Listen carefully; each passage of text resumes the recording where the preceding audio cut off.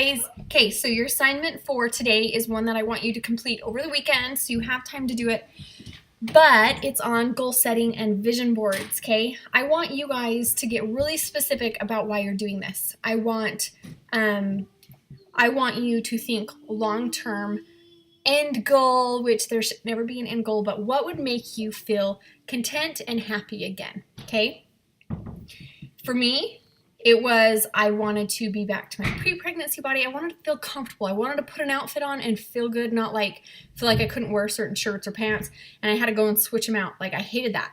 So I had a clear picture and I got there because I had a clear picture. And so that's the whole point of this is I want you to get very specific, okay?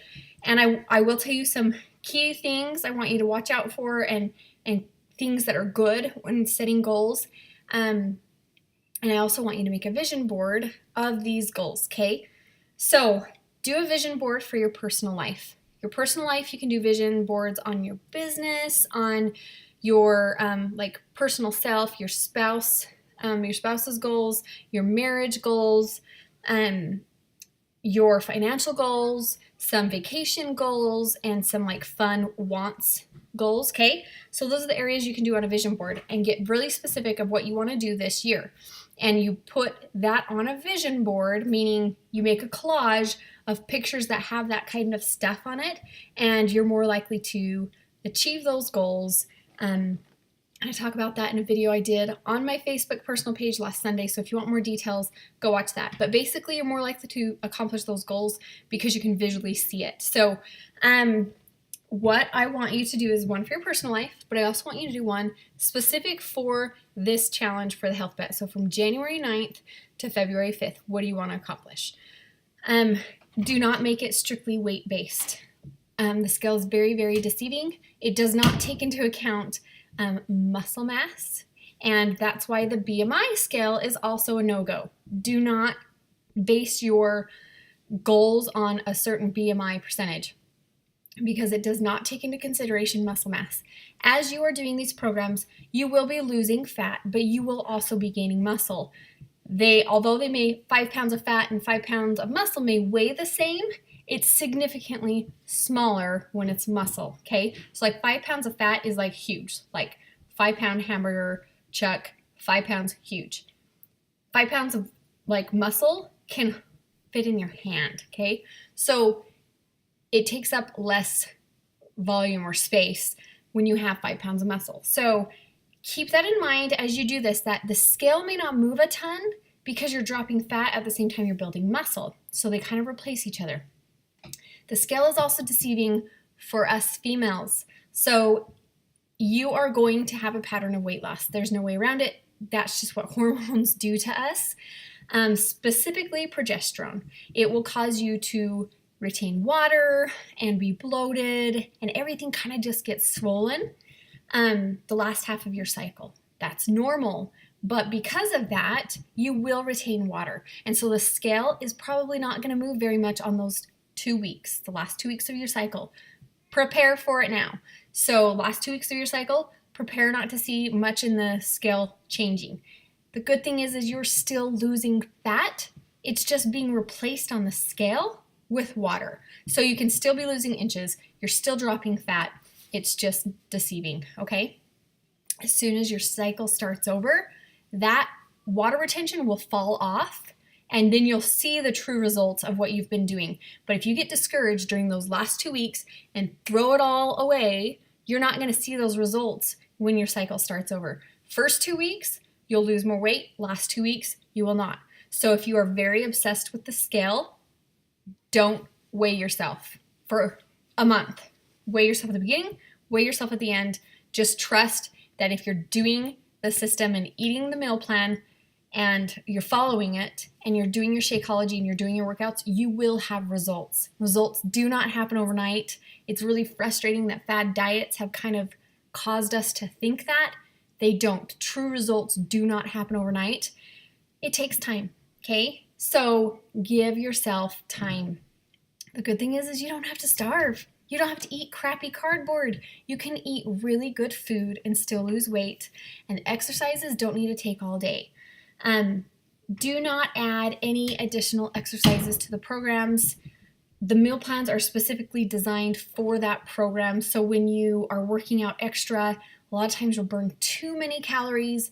Your body starts freaking out and holding on to everything because it's worried you're never going to eat enough. Okay?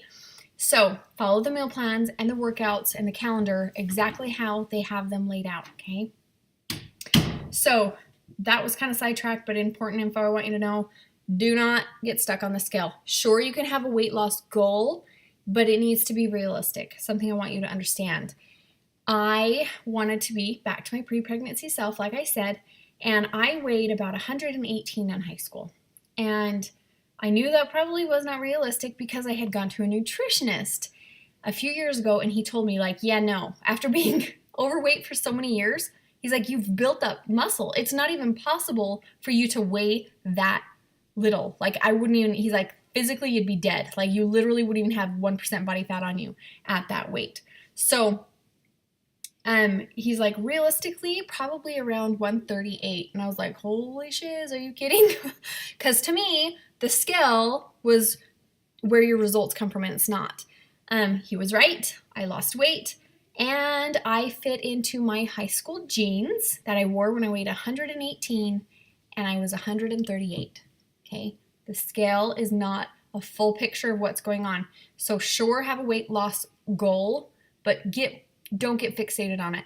Focus more on body fat percentage, which there's several ways you can measure body fat estimates. There's like little fat pincher tools you can do to estimate. There's like little measurements you can take to estimate, but really, I can help you assess where a realistic goal is based on how your body's losing weight. I'll kind of be able to tell you you're at this body fat percentage, okay? So, just be realistic, I guess is what I'm saying, and be flexible.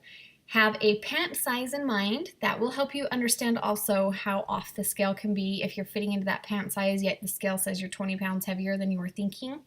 So have a pant size, have a weight, but also you can do a body fat percentage, like I said. Message me if you want info on what's a healthy body fat percentage, and a good one depending on your goals.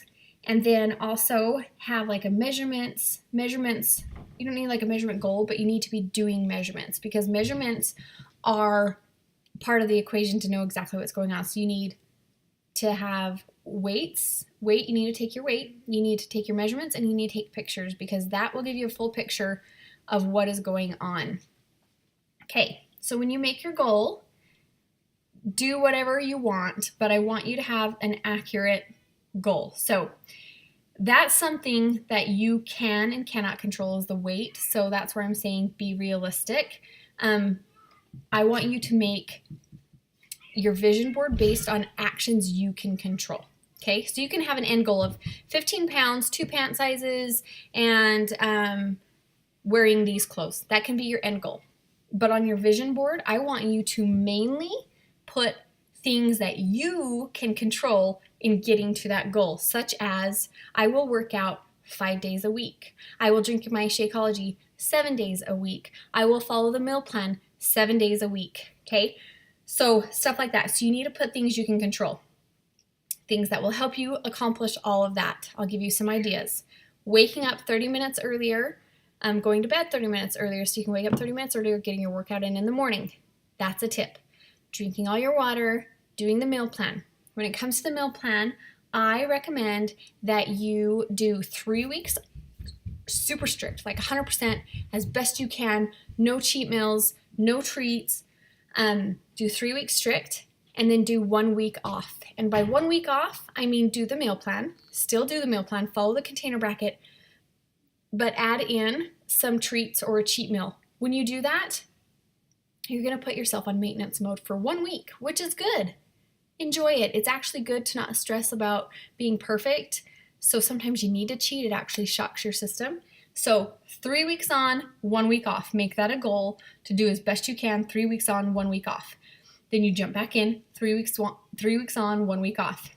And why I suggest that is to lose weight, you need to be dang near 100% perfect. 80% of eating clean is maintenance. So that's why on that 4th week, when you're still doing the meal plan, but you're adding in a treat and adding in a cheat meal, it makes it about an 80-20 balance so that you're not gaining weight, you're maintaining for that week.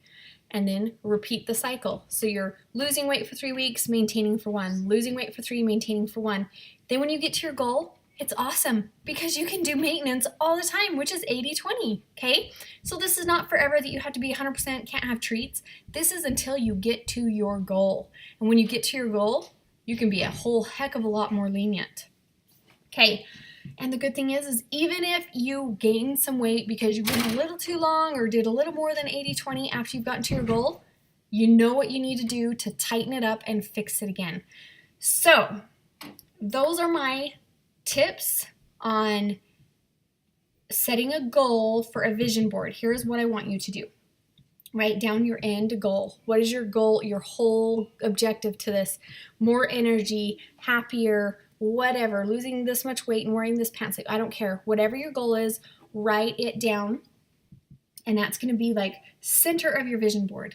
And then I want you to write down on the outside of your vision board, I want you to write down, and you can even find pictures if that does better things for your brain. If you're visual and want to see pictures, then do that. But exercising so many times a week, I want to see how many times you're going to do your meal plan perfect. I want to see how many times you're going to drink your shake. And I want to see anything else, getting up a half hour earlier, making an effort to drink your water at every single meal. Whatever it is, I want those around, okay? So action items that can help get you to your goal that you can control. Those are goals you need to set. That will get you to your end goal. You have control over sticking to your meal plan. You have control over drinking your shake. You have control over exercising every day. You have control over going to bed and getting up earlier, and you have control over your water intake. So those are appropriate goals to set because you can meet them, okay? It's not abstract. So I want you to make one specifically for this challenge based on that. I then want you to make one personal. You do not have to post the personal one. That's okay. But I want you to make one for your personal life. I want you to see how much it changes your focus and how much it helps you improve and get to your goals. It's amazing. And go watch my video on my Facebook page. Like I said, I did it last Sunday, January 1st, and it's on vision boards. So go find it if you want to watch that if you haven't seen it. Then, after you have completed your vision board, I want you for the challenge, just the challenge vision board, I want you to post it in the comments, okay? Let's see it. Don't be scared. Trust we've all been there. No one is going to belittle you. No one's going to make fun of you. We love you. We're happy you're here. And no goal is any goal to be ashamed of. You should be dang proud of the fact that you're here and you are making a change. So I don't want you to be ashamed. I want you to share so that we can all help each other and be like, hey, I remember your vision board. You're doing so awesome. Okay? So that's your homework assignment for the weekend.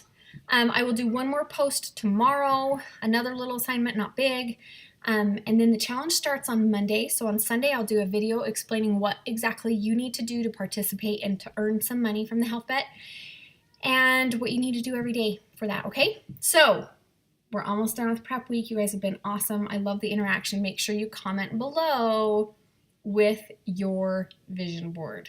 Okay, I'm excited to see them. You guys are awesome. We'll talk later.